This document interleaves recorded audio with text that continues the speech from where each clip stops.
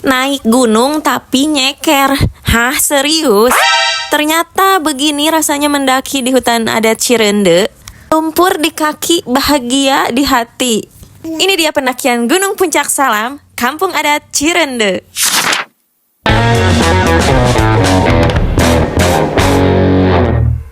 Hai semua, kembali lagi bersama Journey Muti mengubah perjalanan menjadi cerita. Kali ini aku akan bawa kalian ke Gunung Puncak Salam yang masih berada di kawasan Kampung Adat Cirende. Tradisi menarik yang membuat pendakian gunung ini unik. Mendaki ke gunung ini banyak sekali peraturan yang tidak boleh dilanggar. Salah satunya kalian harus buka alas kaki kalian dan tidak boleh mengenakan baju berwarna merah.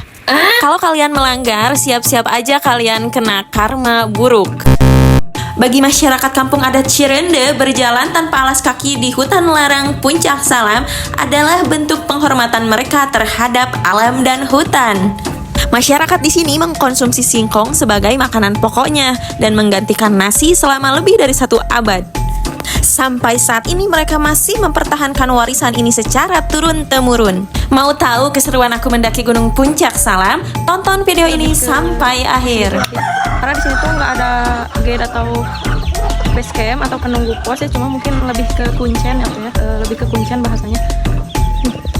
Ini peta jalur pendakian Gunung Salam. Nah, di sini tuh ada peraturan yang nggak boleh kita langgar ya, jadi kita harus mematuhi peraturan yang ada di sini kalau mau mendaki Gunung Salam, Puncak Salam maksudnya. Jadi kita harus melepaskan alas kaki kita ya, jadi sepatu atau sendalnya harus dibuka. Oke teman-teman, jadi ini kita udah masuk ke jalur pendakiannya. Oke teman-teman, jadi aku titipin dulu sepatu aku sebelum melakukan pendakian di salah satu rumah warga. Ya, oke teman-teman, kita udah mulai masuk di ini ya, di jalur pendakiannya. Dan ini sekarang aku nggak pakai alas kaki, udah dibuka sendal sama. Ya jadi kalau kesini sendal sama sepatu harus dibuka ya, aku udah dibuka nih sepatunya.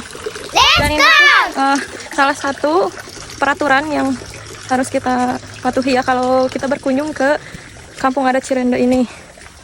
Nah ini udah mulai masuk batas vegetasi, mungkin ya udah kayak hutan-hutan gitu. Sangat adem di sini ketimbang di gunung yang sebelah tadi. Saat tadi gersang banget. Jadi ini tuh kalau bahasa apa ya, bahasa ilmiah mungkin ya. Jadi aku pernah mendengar juga ini tuh semacam grounding ya. Grounding tuh jadi salah satu aktivitas kegiatan terapi gitu ya. Terapi tapi kita di alam terbuka ya. Jadi yang langsung melibatkan diri kita terhubung dengan bumi ya. Jadi tekniknya tuh seperti ini, bisa menginjakkan kaki kita di tanah atau di tanah dengan tanpa alas kaki ya, atau tangan kita dipegangkan ke pohon kayak gini ya, katanya tuh itu termasuk teknik grounding yang bisa menyebabkan energi-energi positif itu keluar ya. Jadi menarik energi-energi positif dari bumi ke dalam tubuh kita, diserap oleh tubuh kita, dan itu tuh katanya baik untuk kesehatan fisik juga mental kita, katanya itu kalau menurut menurut sains mungkinnya itu teknik grounding. Tapi jauh sebelum ada penemuan itu, ternyata sebelum adanya penemuan sains oleh para ilmuwan luar negeri itu ya, yang disebut dengan teknik grounding, ternyata leluhur kita itu di Nusantara sudah menerapkan teknik ini ya, tapi mungkin beda bahasa aja. Jadi kalau ibaratnya tuh kalau kita ke masjid harus buka alas kaki kan, jadi harus lebih sopan lah ya, menghargai. Dan orang tua zaman dulu juga gitu. Jadi kalau di gunung tuh mereka menghargai gunung, menghargai alam ya, karena dulu itu mereka sangat bergantung pada alam hidupnya sampai sekarang pun ya. Jadi kalau menurut aku tuh ya ini tuh lebih ke apa ya, karena kalau dulu itu gunung disakralkan oleh para leluhur kita ya. Jadi mungkin ya filosofinya kita kalau ke gunung tuh buka kaki kayak gini tuh tanpa alas kaki, maksudnya jadi lebih menghargai alam mungkin ya, menjaga kebersihan lingkungan gunung lah gitu ya intinya mah. Nah kalau di luar negeri disebutnya grounding gitu. Persimpangan ya, kalau ke kanan ini nggak tahu kemana sih, tapi ini aku di maps kalau ke kanan itu ke Gajah Langu, kalau ke atas kita ke Gunung Puncak Salamnya, jadi kayaknya kita ke atas deh. sangat adem sekali di sini ya, sejuk. Jadi ada sungai juga, terus batu-batuan kayak gini ya udah cocok banget lah ya, kayak miniatur ini apa? Kayak miniatur gunung-gunung Gede Pangrango kayak gitu. Pokoknya mantap. Ini adem banget suasananya, rimbun sekali pohon-pohon bambu. Oke, kita lanjut ke puncak Gunung Salamnya ya. Dari persimpangan tadi kita ambil kiri dan lurus terus aja, nanti kita akan ketemu sama hutan bambu yang sangat rimbun, dan di sini dibuat seperti tangga-tangga lah ya. Tapi tangganya tuh dari batu-batuan alami yang ada di gunung ini, dan suasananya di sini sangat adem banget syahdu. Tapi ada beberapa pohon yang tumbang juga menutupi jalan pendakian. Kupu-kupu. Aku harus sedikit jalan jongkok guys, karena ini tuh ketutup sama pohon bambu yang tumbang. Mungkin karena sepi pendaki dan jarangnya pengunjung ke puncak gunungnya, jadi ada pohon tumbang dibiarkan alami saja dan kurang dibenahi oleh warga setempat mungkin ya. Mau sampai ke puncaknya dan di atasnya tuh pohon pinus banyak banget. Jadi hutan pinus ya di bagian atasnya.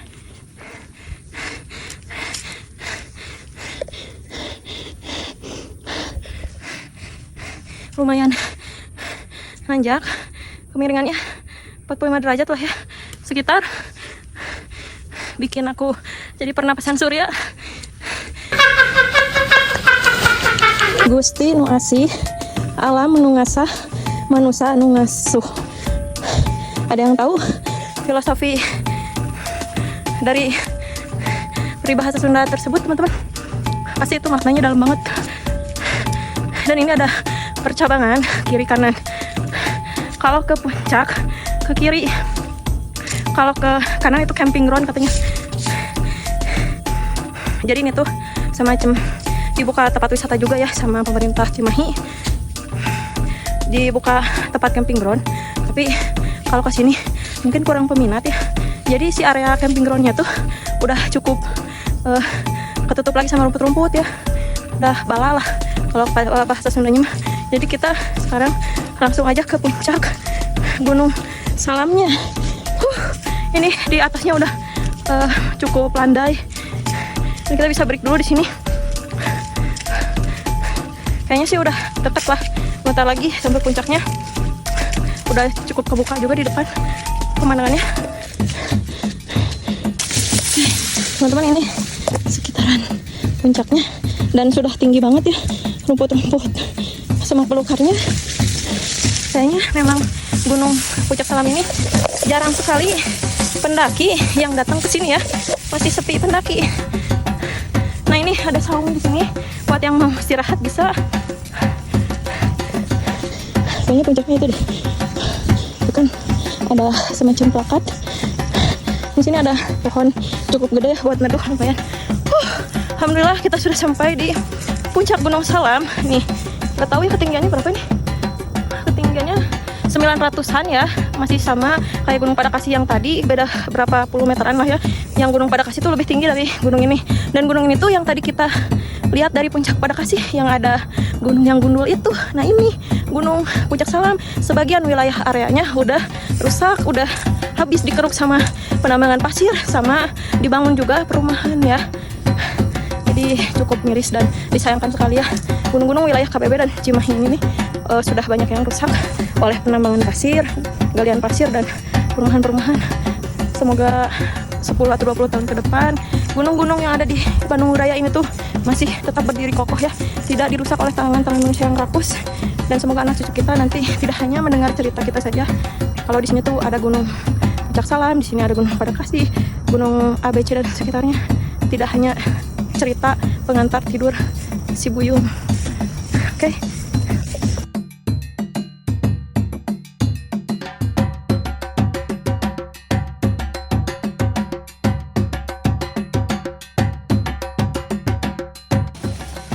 Nah, jadi guys, ini tuh jalan yang persimpangan kita tadi pas naik ya.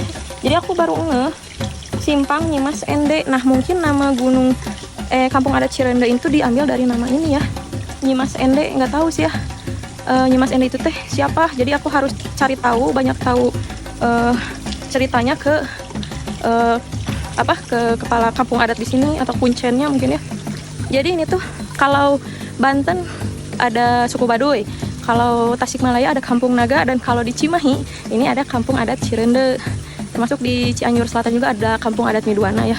Dan di Cimahi ada Kampung Adat Cirende, dan Kampung Adat itu di bawah yang tadi pas kita mau naik ya.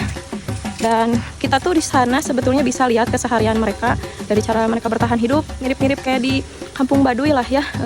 Terus mereka tuh katanya makanan pokoknya tuh bukan beras tapi singkong ya, beras singkong. Jadi nanti kita bisa lihat cara pengolahan beras singkong, cara pengolahan makanan yang mereka biasa makan sehari-hari, cara pertanian dan berkebunnya, dan pokoknya keseharian aja ya, dari cara kehidupannya, lifestyle-nya, semuanya ada di Kampung Adat Cirende. Tapi kita harus koordinasi dulu sama kuncennya kalau mau ke kampung adatnya, karena ini mah beda jalur ya, ini mah ke puncak gunungnya, kita ke puncak gunungnya bukan ke kampung adatnya. Dan kalau bulan puasa gini mungkin tutup ya, nanti next time aku pasti akan ke Kampung Adat Cirende, dan mungkin nanti aku juga bakal bikin trip lah ya, visit Cirende gitu kan ya. Barangkali nanti teman-teman ada yang mau bergabung bisa, tapi nggak tahu sih ya kapannya, karena aku juga udah planning dari dulu. Oke, kita sekarang ini udah mau sampai ke kaki gunung Kampung Adat Cirende ya. Oke, rencananya aku mau ke Gunung Bohong, finish di sana kita ya, dan langsung pulang ke Sepeang. Oke, terima kasih teman-teman udah ngikutin keseruan aku ke puncak Gunung Salam Kampung Adat Cirende.